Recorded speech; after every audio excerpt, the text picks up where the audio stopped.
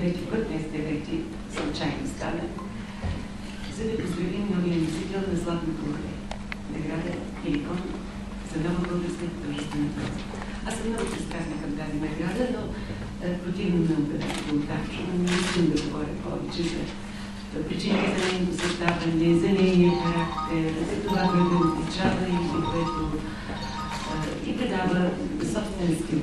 Много пъти сме го говорили по различни поводи, писахме го, сега пък даде се похваля и аз. Петно сме се направили най-всеки един сайт на наградата, макар още не съвсем пълен, и там просто неща могат да се намерят за хората, които се интересуват.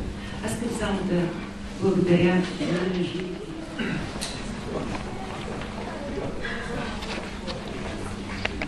Уважаеми госпожи и господа, позволете ми да приветствам от името на Министерството на културата.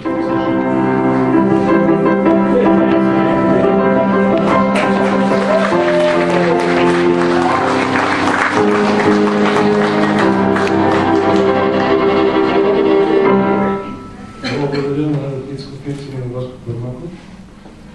Аз съм си написал това, което трябва да прочета. Здравейте, уважаеми гости! Добра вечер на номинираните автори, които прочетоха тази година. Алкохолно-калинтерзийски Даяна Григорова, Пайтък на Христо Карастоянов и Колкото до шотландеца на Росица Ташева. Сега е моментът да ви кажа, че текстът, който чета, си има заглавие. И то е Колкото до наградата. Тъй, че с удоволствие ви съобщавам от името на журито, че заради смелостта да използва всекидневен език и битовизми в граденето на майсторски литературен език, заради приноса към градския сказ, заради тънкия хумор, проблясващ като слива върху гранит, заради чудатите герои, които откриват просто наоколо, заради осмисленето на социализма като още жив, менталитета на съвременния българин и защото прощаваме любовта, аз годишният носител на наградата Хеликон, романът Колкото до шотландеца на Росица Ташева, издаден от Голубин. Добре вечер на всички, добре дошли. Благодаря на всички, които сте тук, благодаря на семейството на Йотова и за това, че продължават 9 години подред и вече концертите да работят за българската литература.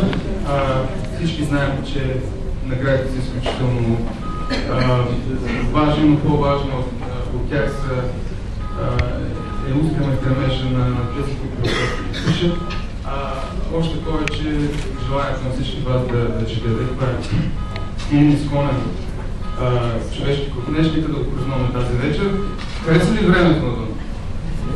Какъв пролетен повед сте горе. Така че нека да познаваме тази вечер. Искам с голямо удоволствие да върши наградата на новия носител, на новия писател и на Върбослав Куба на Хеликон.